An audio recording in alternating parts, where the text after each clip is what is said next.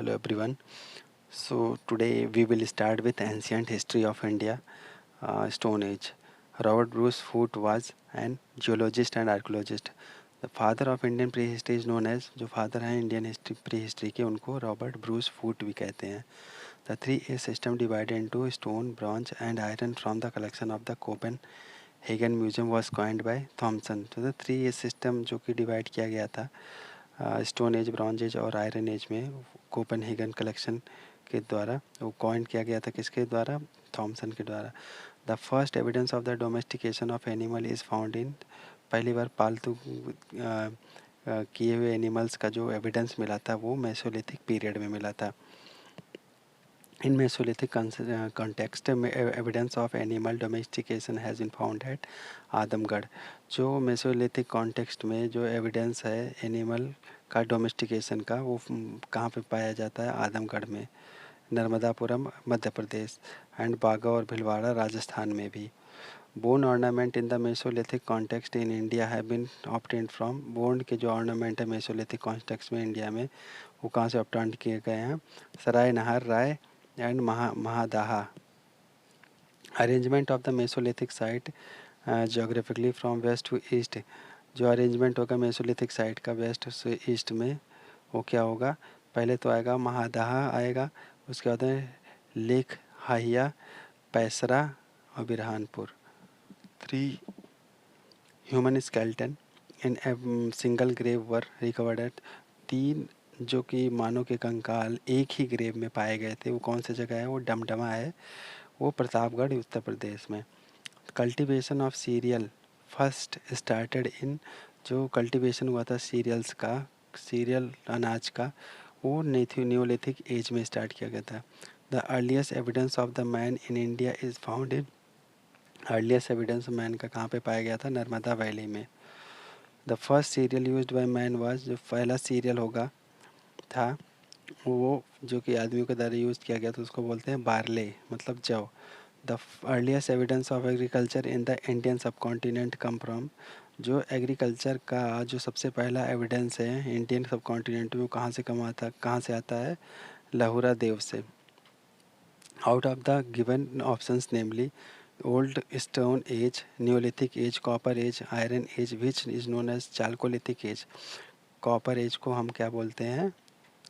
Chalcolithic age बोलते हैं. The cultural remain from stone age to Harappan civilization have been obtain from which of the sites of the Amri, Mehrgarh, Kot Diji और कालीबंगम. कह रहा है कि जो कल्चरल रिमेन्स है स्टोन एज का टू हरप्पन सिविलाइजेशन जो कि कहाँ से मिलता है? वो मिलता है मेहरगढ़ से. Navdatoli was executed by, Navdatoli, Navdatoli जो है एग्जीक्यूट किसके द्वारा किया गया था? HD Sankalia. Navdatoli is located at Madhya Pradesh. Megalith have been identified as burial sites. Megaliths को क्या बोलते हैं? ब्यूरियल साइट्स बोलते हैं. Out of the given sites burial sites Budhial, Sangana, Kallu, Koldihwa, Brahmagiri, which ash mound is associated with Neolithic site. मतलब कह रहा है इन सारे दिए हुए साइट्स जो कि बुढ़ियल, संगना, कल्लू, कोलदेवा, ब्रह्मगिरी, इनमें से कौन सा ऐश का माउंट बना हुआ है? ऐश राख का माउंट बना है जो कि एसोसिएटेड है न्योलिथिक साइट से. तो वो है संगन कल्लू जो कि बेल्लारी कर्नाटका में मिलता है. भीमबेटका इज फेमस फॉर, किस लिए फेमस है भीमबेटका? ये तो बहुत ही इंपॉर्टेंट है रॉक पेंटिंग्स के लिए. Most rock shelter pictures in India है बीन फाउंड एट, ज़्यादातर जो रॉक शेल्टर्स हैं इंडिया में वो कहाँ पे पाए जाते हैं? वो भीमबेटका में पाए जाते हैं. Bhimbetka Madhya Pradesh. Out of the given places namely Ajanta, Bhimbetka, Bagh and Amaravati, which is famous for the prehistoric painting. इनमें से सबसे ज़्यादा फेमस कौन सा है प्री हिस्टोरिक पेंटिंग में? ये है भीमबेटका है. The caves of Bhimbetka are situated at, जो केव्स हैं भीमबेटका के वो सिचुएटेड है अब्दुल्लागंज, रायसेन, मध्य प्रदेश में. ठीक है।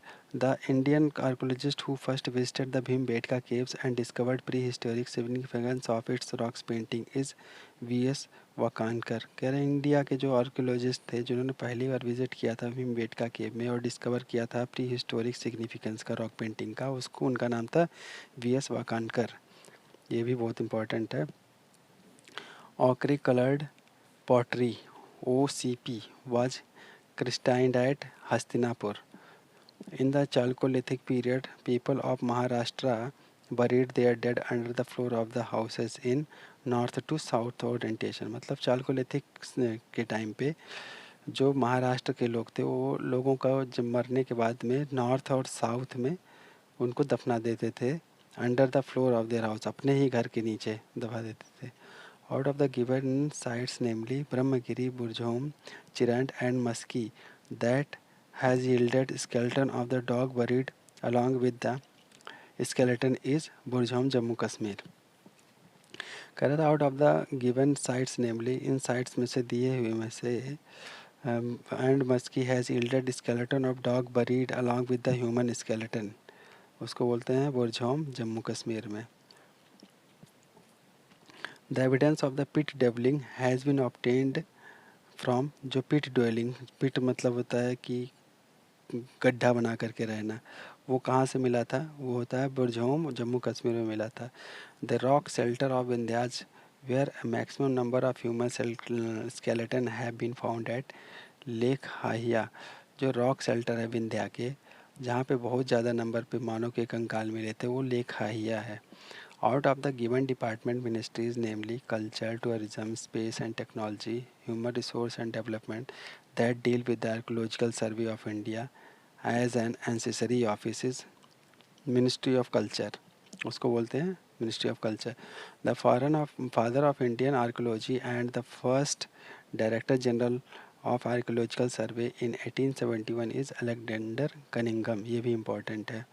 National Museum of Mankind, which was renamed as Indira Gandhi National Human Museum, is situated at Bhopal. National museum of Mankind, Indira Gandhi national human museum उसका नाम कर दिया गया, वो कहाँ पे है, वो भोपाल में है।